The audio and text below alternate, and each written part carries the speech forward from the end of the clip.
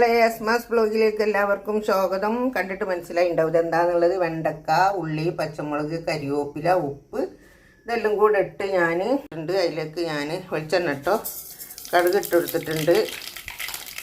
അത് കഴിഞ്ഞിട്ട് നമുക്ക് ഇതിലേക്ക് ഇട്ട് കൊടുക്കാം.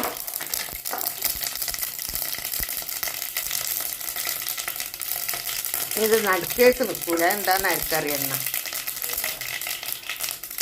നമുക്ക് ഇതെല്ലാം കൂടെ ഇതിലേക്ക് ഇട്ട് കൊടുക്കുന്നു.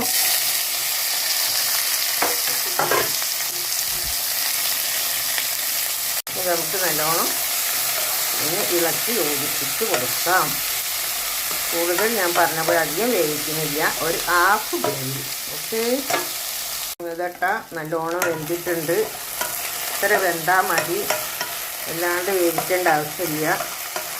ഒരു മുക്കാൽ വേവ്, ഹാഫ് വേവിച്ച പകുതി അത്ര മതി.